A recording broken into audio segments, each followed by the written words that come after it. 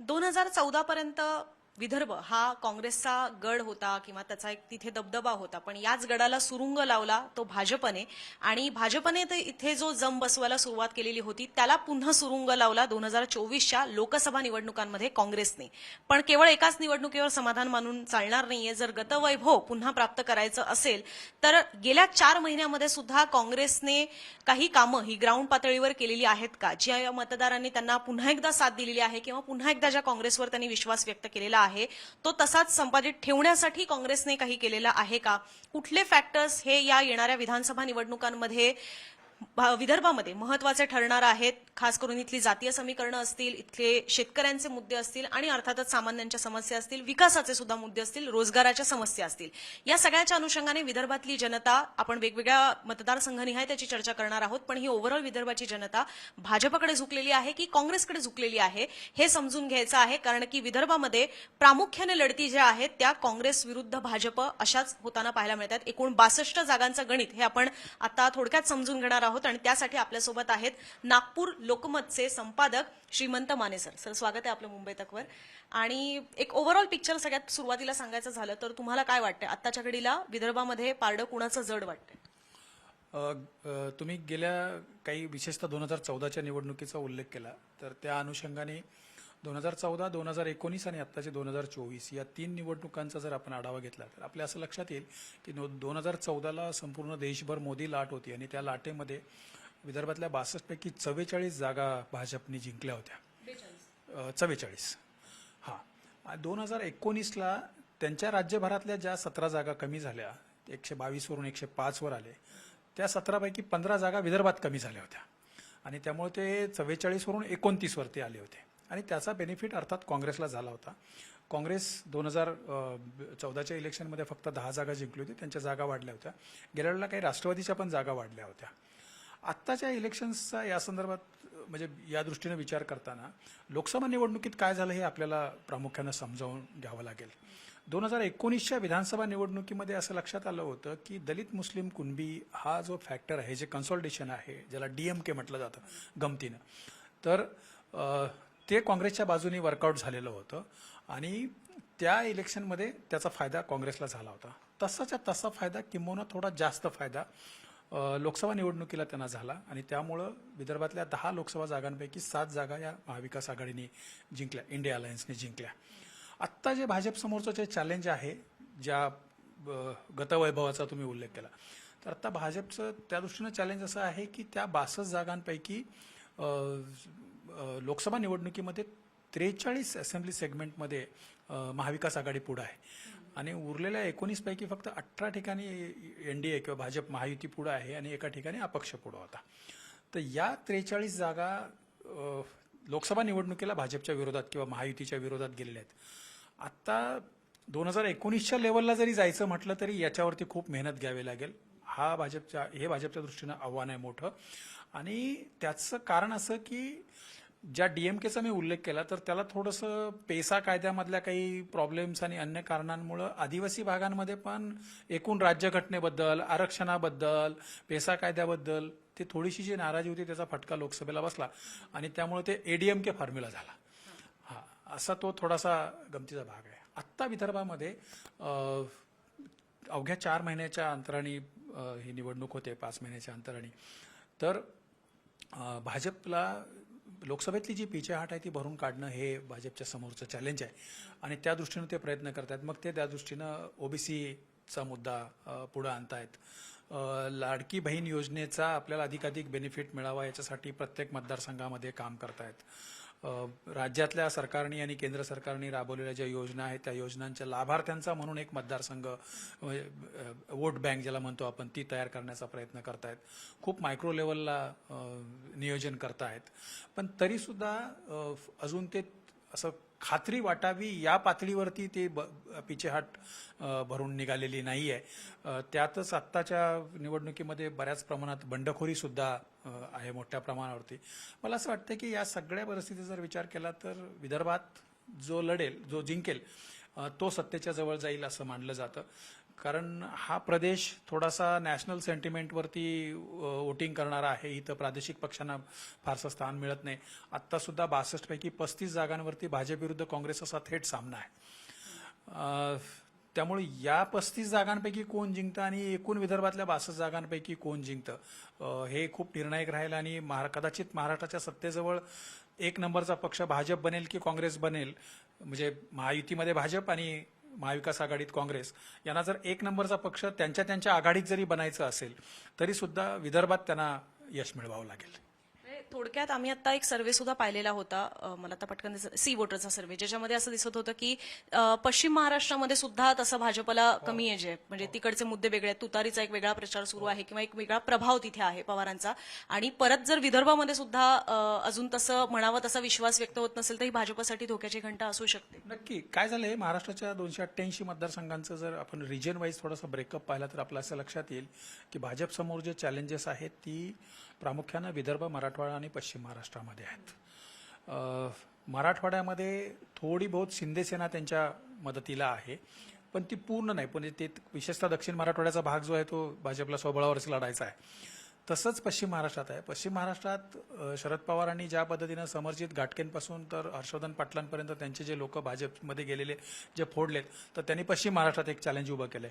विदर्भ हा निर्णायक याच्यासाठी आहे की विदर्भ म्हणजे या दोन्ही पक्षाचे प्रदेशाध्यक्ष विदर्भातले आहेत, चंद्रशेखर बावनकुळे आणि Nana Patole. Leader of opposition म्हणजे डीसीएम आणि लीडर ऑफ ऑपोजिशन पण विदर्भातले आहेत.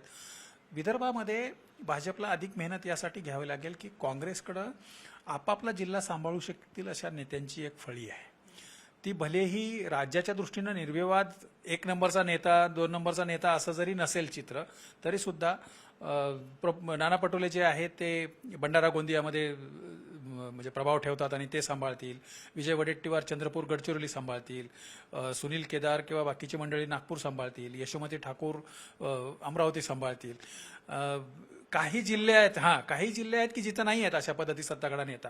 पण एक लक्षात घ्या की बहुतेक जिल्ह्यांमध्ये काँग्रेसकडे असा एक नेता आहे की जो त्यांचा जिल्हा सांभाळू शकेल. भाजपकडे तितकंसं नाही आहे. भाजपची सगळी मदार जी आहे ती देवेंद्र फडणवीस, चंद्रशेखर बावनकुळे, नितीन गडकरी अशा नेत्यांवर किंवा सुधीर मुनगंटीवार, जास्तीत जास्त चौथा नेत्यामध्ये सुधीर मुनगंटीवार. तर हा एक बेसिक डिफरन्स काँग्रेस आणि भाजपमध्ये आहे. आणि भाजपला एक अँटी इन्कमसीचा पण सामना करायचा आहे. आणि सगळ्यात महत्त्वाचं जे आहे ते गेल्या 2-2.5 वर्षामध्ये महाराष्ट्राच्या राजकारणामध्ये जी काही उलथापालथ झाली त्याचा सगळा ब्लेम भाजपवर आहे आणि विशेषतः फडणवीसांच्यावरती आहे. याच्याबद्दल मतदार काय निर्णय घेतात हे खूप इंटरेस्टिंग असेल आणि ते मला वाटतं की ते निर्णायक पण असेल. म्हणजे ते रंजक तर असेलच परंतु निर्णायक पण असेल. याच मुद्द्याला अनुसरून मला असं वाटतं हा प्रश्न घ्यायला हवा. म्हणजे हा मी अजिबात फ्रेम करून आले नव्हते, पण तुमच्या बोलण्यात मला लक्षात आलं ते म्हणजे की देवेंद्र फडणवीस यांचं कॅम्पेन सुद्धा आपण आता जर पाहिलं तर ते देवाभाऊ त्यांनी केलेलं आहे. सो फडणवीस हे नाव त्यांनी त्याच्यातनं ओमिट केलेलं आहे. आणि दुसरी गोष्ट, गडकरींची एंट्री पुन्हा एकदा महाराष्ट्राच्या राजकारणामध्ये करण्याचा प्रयत्न सुरू आहे. म्हणजे संसदीय नसेल पण एक प्रचाराच्या दृष्टीने. तर त्याचा काही इम्पॅक्ट हा खास करून विदर्भामध्ये तरी पडेल का? कारण डेफिनेटली गडकरी हा इटसेल्फ एक ब्रँड आहे, पण तो नागपूरपुरता सीमित आहे की मग गडचिरोली, भंडारा गोंदिया, तिकडे यवतमाळ, वाशिम, त्याच्यानंतर अमरावती ह्या पट्ट्यांमध्ये सुद्धा काही फायदा होऊ शकतो का? नाही, एक निश्चित आहे. काय झालंय की लोकसभा निवडणुकीतलं राज्यघटनेचं नॅरेटिव्ह किंवा त्याच्याबरोबरच जातगणनेचा मुद्दा या सगळ्यांमुळं अलीकडच्या काळातल्या निवडणुका आणि विशेषतः लोकसभेची निवडणूक ही बऱ्यापैकी जातीय समीकरणांवरती गेलेली आहे. आणि मग जातीय समीकरणांवर गेली तर आपला पक्षाचा चेहरा सुद्धा थोडासा बहुजन असायला पाहिजे, ही एक स्ट्रॅटेजी आहे. आणि म्हणून तुम्ही म्हणताय त्याप्रमाणे फडणवीस हे नाव काढून फक्त देवाभाऊ, आणि भाऊ हे विदर्भात कसं आहे की म्हणजे तो कुठल्या जातीचा आहे, कुठल्या समाजाचा आहे हे महत्वाचं नाही. भाऊ म्हटलं की तो भाऊच आहे. तर हे थोडंसं अधिक लोकांना कनेक्ट करण्यासाठीचा पार्ट आहे. नितीन गडकरींचं जे आहे ते ब्रँड आहेत आणि त्याचबरोबर नितीन गडकरींची पर्सनल इमेज अशी आहे की ते कास्ट, क्रीड, लँग्वेजेस, रिलिजन याच्या पलीकडचं लीडर आहे अशा पद्धतीची एक इमेज आहे. आणि त्यामुळे त्याच्यासाठी म्हणून त्यांना प्रचारात पुढाकार घेण्यासाठीचे प्रयत्न सुरू आहेत. म्हणजे हा एक महत्वाचा मुद्दा आहे, कारण आता आपलं राजकारण बायपोलर पण झालंय आणि त्याचबरोबर थोडंसं जातीय समीकरणांवरती सुद्धा गेलेलं आहे. जातीय समीकरणांचा उल्लेख आहे म्हणून मला हा विचारायचा प्रश्न की म्हणजे इथे खास करून विदर्भामध्ये बसपा सुद्धा होता, आंबेडकर स्वतः इथनं आहेत, निवडणुका लढवत आलेले आहेत, भारिपचं इथे एक नेटवर्क आहे, रिपाई गट इथे बऱ्यापैकी आहेत, कवाडेंचा उल्लेख मगाशी पण आम्ही एका याच्यामध्ये केलेला होता. सो अशा परिस्थितीमध्ये काय म्हणाल की हे गट कमजोर झालेले आहेत म्हणून इथे काँग्रेसला स्पेस तयार झालेली आहे की काँग्रेसला बरोबर विदर्भातली नस सापडली असं म्हणू शकाल? ज्या वेळेला हे गट स्ट्रॉंग होते तेव्हा सुद्धा काँग्रेसचा प्रभाव होता. त्याचं कारण असं आहे की असं मानलं जात होतं की काँग्रेस या भागातल्या ओबीसींचा, बहुजनांचा लिडरशिप करते आहे आणि हे गट आपापल्या मतदार सांभाळण्याचा किंवा आपले समाज सांभाळण्याचा प्रयत्न करतायत. विदर्भातले अनेक आंबेडकरी नेते सुद्धा समस्त बहुजनांचे नेते होते, म्हणजे ते त्यांच्या समाजापुरते मर्यादित नव्हते. त्याचं कारण असं आहे की विदर्भ हा कधी जातीच्या आधारावर मतदान करणारा प्रदेश राहिलेला नाही. जसं मी सांगितलं की जे नॅशनल सेंटिमेंटवरती मतदान करणारा आहे तर तो बऱ्यापैकी राष्ट्रीय विचार करणार आहे. त्याचं कारण असं आहे की ही संघभूमी आहे, इथंच बाबासाहेब आंबेडकरांनी धम्मदीक्षा घेतली, त्यांचे नातू या भागातलं राजकारण करतात. पूर्व विदर्भामध्ये बहुजन समाज पक्षाचा मोठा प्रभाव होता. आत्ता जो बदललेल्या राजकारणामध्ये काय झालंय की एकतर कास्ट इक्वेशनमुळे प्रत्येक नेत्याकडे त्याच्या जातीच्या अनुषंगाने पाहिलं जातं, हा पहिला फरक आहे. दुसरा भाग असा झाला आहे की सेक्युलर वोट्स आणि दुसरे वोट्स याच्यामध्ये एक पोलरायझेशन झालेलं आहे आणि राष्ट्रीय स्तरावरती बहुजन समाज पक्षाची झालेली जी घसरण आहे त्याच्यामुळे त्यांची मतं या भागातली कमी होत आहेत. पूर्वी अनेक वेळा आपण पाहिलं की साधारणपणे 50,000पासून 1.5 लाखांपर्यंतची मतं लोकसभा निवडणुकीला बसपाचे उमेदवार घ्यायचे, विधानसभेला ते 30,000 40,000 मतं घ्यायचे. निकालाचा परिणाम त्याच्यावरती निश्चित व्हायचा. बसपाची एकूण राष्ट्रीय स्तरावरची जी घसरण झाली त्याच्यामुळं तो मतदार जो आहे तो सेक्युलर म्हणून तो काँग्रेसकडे येताना आपल्याला दिसतो आहे या 2000. टोकते यासाठी की इथे सुद्धा बसपा असेल किंवा भारिप असेल यांच्याकडे म्हणजे हे दलित समाजासाठी काही करत नाहीयेत, याच्यामुळे ती विश्वासार्हता कमी झालेली आहे की त्यांच्यावर सातत्याने मतविभाजनामुळे भाजपची ती बी टीम आहे अशा होणाऱ्या आरोपांमुळे त्यांची विश्वासार्हता. टीमचा जो आरोप आहे ना हा अलीकडच्या काळातला आहे. कारण प्रकाश आंबेडकरांनी ज्यावेळेला अकोला पॅटर्न उभा केला त्यावेळेला ती बी टीम नव्हती, ती रुलिंगच टीम होती. कारण अकोला, वाशिम, बुलढाणा या भागामधल्या जिल्हा परिषदा, पंचायत समित्या त्यांचे आमदार निवडून यायचे. अगदी किनवटपासून तर अकोटपर्यंत त्यांचे आमदार निवडून यायचे. मी अनेक वर्ष अकोल्यात होतो त्यामुळं मी ते जवळून अनुभवलेलं आहे. त्यावेळेला ती बी टीम नव्हती. झालं काय की देशाचं राजकारण बायपोलर होत असताना जो तिसरी आघाडी किंवा तिसरा पक्ष जो कोणी असेल त्याच्याकडे संशयाने पाहण्याची सुरुवात झाली आहे आणि त्यामुळं ते बी टीम झाली आहे. ते तसं आहे का तर म्हणजे खात्रीलायक आपण काही सांगू शकत नाही बी टीम आहे की ए टीम आहे. महत्वाचं झालंय काय की या बायपोलर पॉलिटिक्समध्ये असं झालंय, म्हणजे मी तुम्हाला एक आकडा म्हणून सांगतो. 2019च्या निवडणुकीत एनडीए आणि युपीए या दोन्ही आघाड्यांशी संबंध नसलेल्या पक्षांच्या खासदारांची लोकसभेतली संख्या ही 70 होती आणि 2024ला ती फक्त 17 आहे देशभरातली. तर देशाचं राजकारण बायपोलर होत असताना तुम्ही इकडं किंवा तिकडंच असायला पाहिजे असं नेत्यांपासून तर मतदारांपर्यंत या पद्धतीचा एक सेंटिमेंट आहे आणि त्यामुळं मग असं कोणी तिसरं उभं ताकद दाखवायला लागलं की मग त्याच्यावरती या पद्धतीचे आरोप केले जात आहेत. तुम्ही मगाशी एक उल्लेख केला ते म्हणजे की ही दीक्षाभूमी आहे, नागपूरची ओळख संत्रनगरी म्हणून सुद्धा आहे, पण त्याचसोबत ही एक संघभूमी सुद्धा आहे. ते संघाचं मोठ्या प्रमाणात जाळं आहे. आम्ही अनेक शाखांमध्ये गेलो, संघ प्रचारकांशी बोलण्याचा प्रयत्न केला, पण 2 वाक्यांच्या पलीकडे त्यांनी काही उत्तरं दिलेली नाहीत की एक म्हणजे 100% मतदान व्हावं आणि दुसरं म्हणजे हिंदू विचारसरणीचं, हिंदुत्वाचा विचार पुढे नेणारं सरकार व्हावं. पण ह्या पलीकडे जाऊन सुद्धा तुम्ही इथे खास करून ग्रासरूट लेव्हलवरची परिस्थिती पाहिलेली असणार आहे, तर संघाने या आधीपेक्षा जास्त ताकद लावलेली आहे असं तुम्हाला सुद्धा जाणवतंय का? आणि दुसरा दावा केला जातो तो म्हणजे की संघ एरवी कधी असं सांगत नव्हता की भाजपला मतदान करा, पण आता ते पर्टिक्युलरली ते सांगत आहेत असे सुद्धा काही जण दावा करतात. ते याच्यामध्ये सुद्धा तथ्य आहे का? मला असं वाटतं की या संदर्भातलं एकूण नॅशनलिझम वगैरे या संदर्भातलं जे काही फॅब्रिक होतं ना ते जातगणनेच्या मुद्द्यावरती आणि राज्यघटना बदलण्याच्या मुद्द्यावरती 2024च्या लोकसभा निवडणुकीमध्ये ते फॅब्रिक तुटलंय आणि त्यामुळं संघ स्वयंसेवक जे वरून आलेल्या आदेशानुसार जे मतदारांपर्यंत पोहोचायचं जे काम करायचे त्यांच्या असं लक्षात आलंय की आता तेवढं पुरेसं नाही आहे. कारण आता चॅलेंज अधिक मोठं आहे. म्हणजे आजच नागपूरमध्ये राहुल गांधींनी संविधान संमेलनामध्ये केलेलं जे भाषण आहे ते त्यांनी संविधान बचावची जे मुद्दा आहे तो थेट जातगणनेशी ज्या स्मार्टली जोडला आहे आणि त्यामुळं अधिक जातीय समीकरणं अधिक प्रभावी राहतील विधानसभेला असं दिसतंय. आणि त्यामुळं मग हिंदुत्वाच्या मुद्द्यावरती करा, बटेंगे तो कटेंगे अशा पद्धतीच्या घोषणांवरती काम करा, अशा पद्धतीने. कारण एक लक्षात घ्या की धार्मिक ध्रुवीकरण आणि जातीय समीकरणं हे एकमेकाला छेद देणाऱ्या गोष्टी आहेत. तुम्ही ज्यावेळेला जातीची चर्चा जास्त करता त्यावेळेला धर्माचा प्रभाव कमी होऊन जातो आणि मग तुम्ही धर्म म्हणून एकत्र येत नाही. मग तो जो हिंदू आहे तो अगोदर मी कुणबी आहे का, मी तेली आहे का, मी माळी आहे का, मी वंजारी आहे का, याचा पहिला विचार करतो आणि मग तो हिंदू म्हणून एकत्र येत नाही. आणि त्यामुळं लार्जर स्केलला थोड्याशा व्यापक प्रमाणामध्ये हे जे धार्मिक ध्रुवीकरणाचे जे प्रयत्न आहेत त्या प्रयत्नांना जातगणनेच्या मुद्द्यांनी आणि जातीय समीकरणांनी छेद दिलाय मोठा.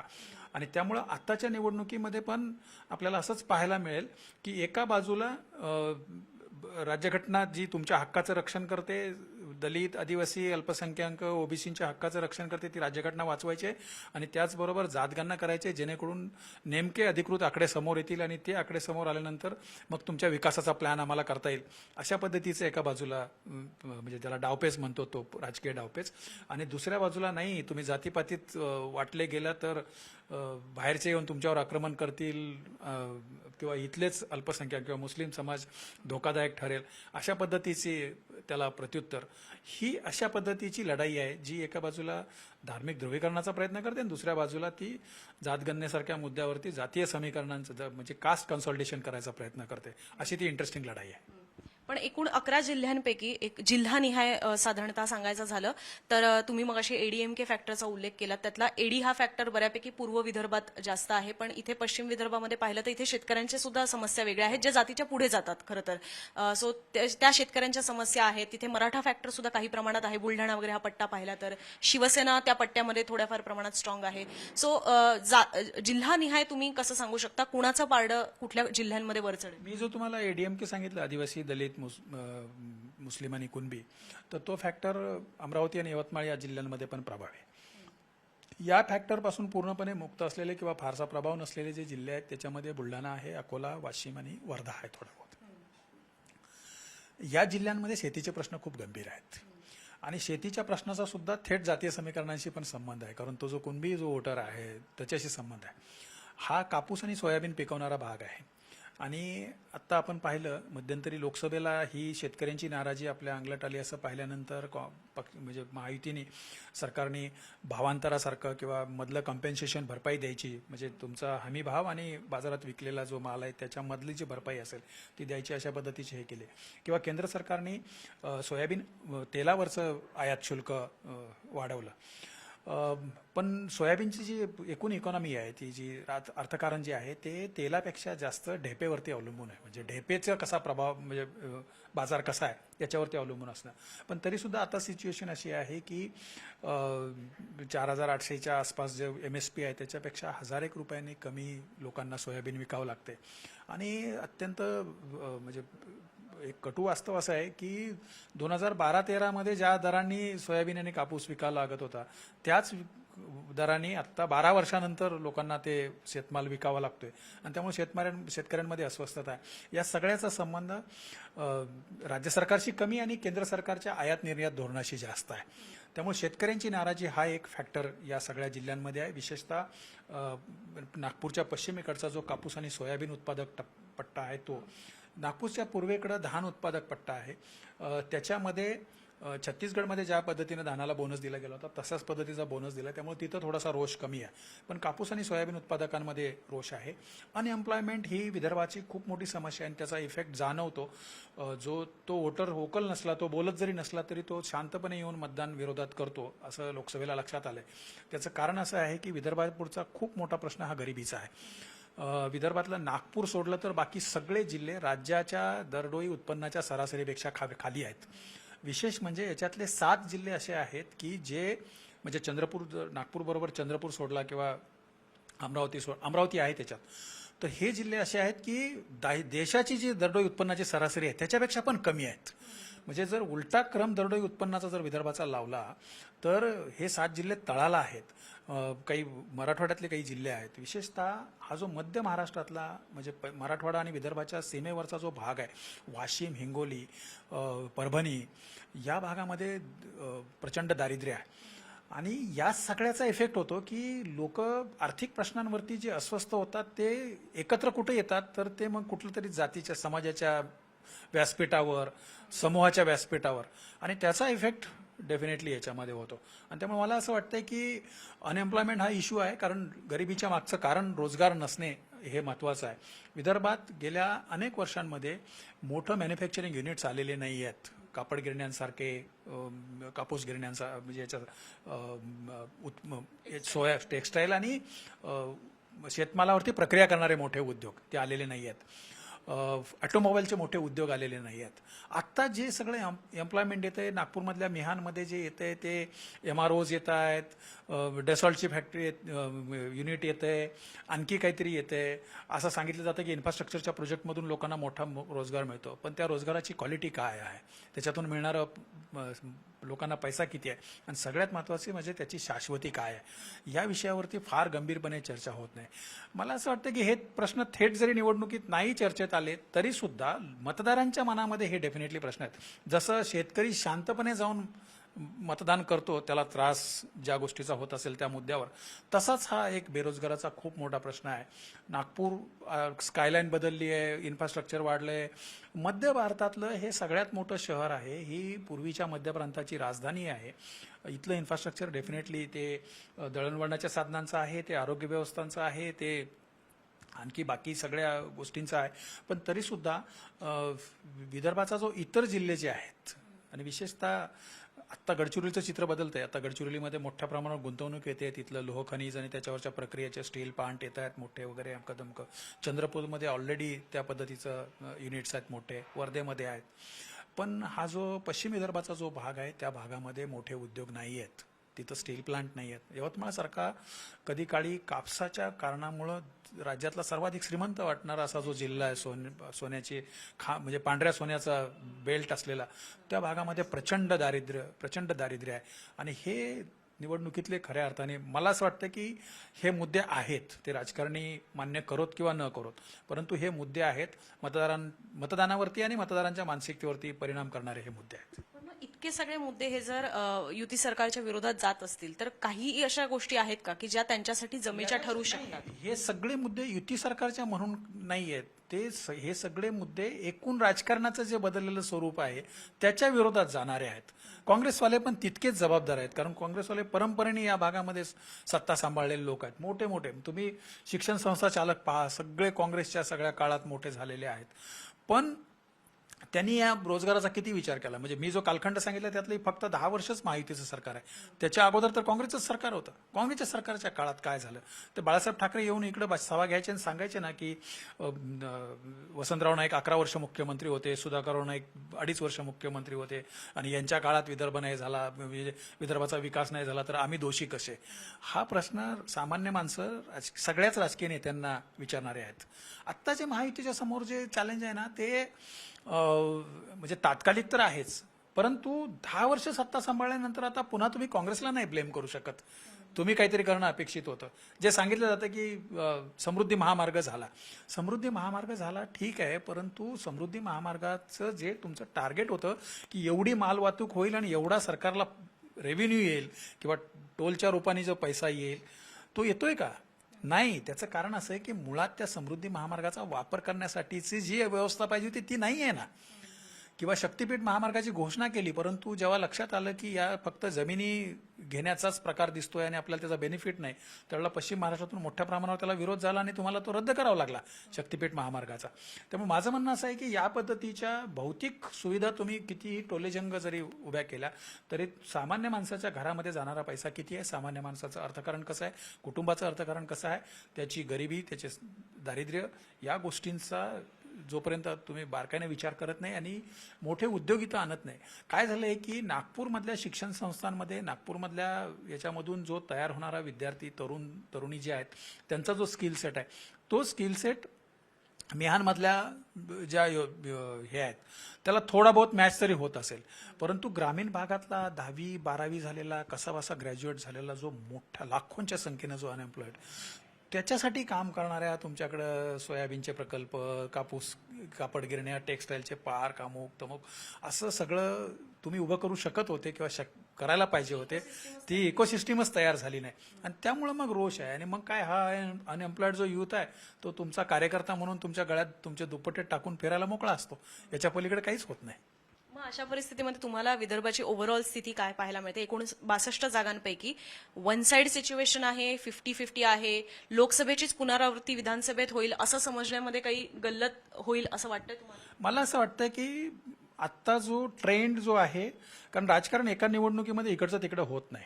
आत्ता ती सुरुवात झाली. ती खरं तर 2019लाच सुरुवात झाली होती, ज्यावेळेला इथल्या भाजपच्या 15 जागा कमी झाल्या.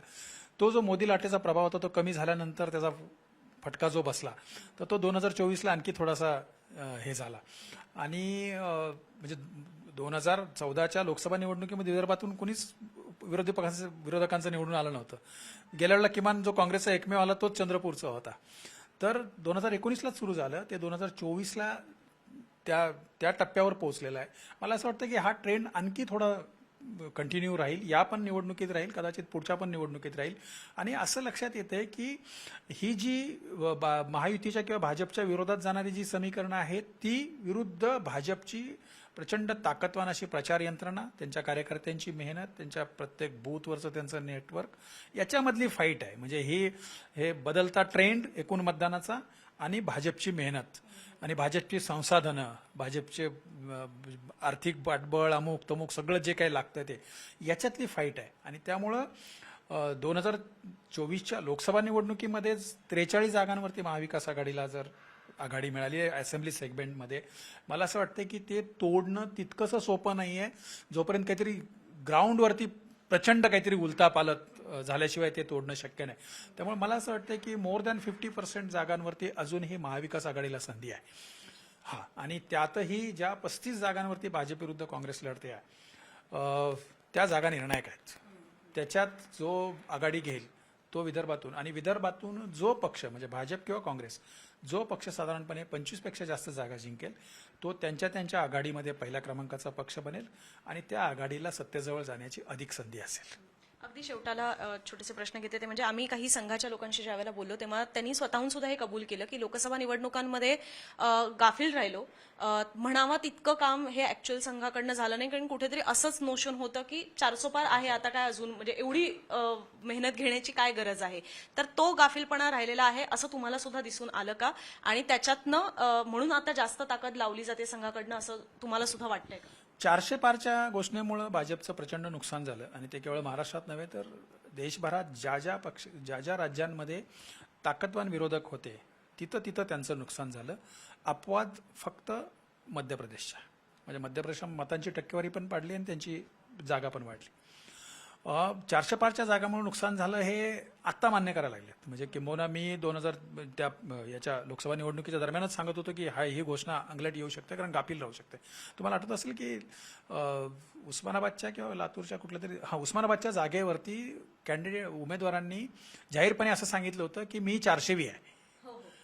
अर्चना पाटील, मी 400वी आहे. लोक असं समजायला लागले, आणि थोडंसं इनफायटिंग पण पक्षामध्ये असतं. पक्ष ज्या वेळेला बळकट होतो, मोठा होतो, त्यावेळेला थोडीशी आपसात पण काही मुद्दे राहतात. 400 येणारच आहेत, एक नाही आली तर काय फरक पडतोय, अशा पद्धतीचं होतं. ते गाफील राहिले, ते बरोबर आहे त्यांचा मुद्दा. फक्त आता रेमेडीज काय आहेत याच्यावरती, म्हणजे तुम्ही खूप काम करणार म्हणजे काय करणार, म्हणजे तुम्ही अधिकाधिक मतदार बाहेर काढणार, ते कौशल्य तर आता विरोधकांनी पण बऱ्यापैकी आत्मसात केलेला आहे.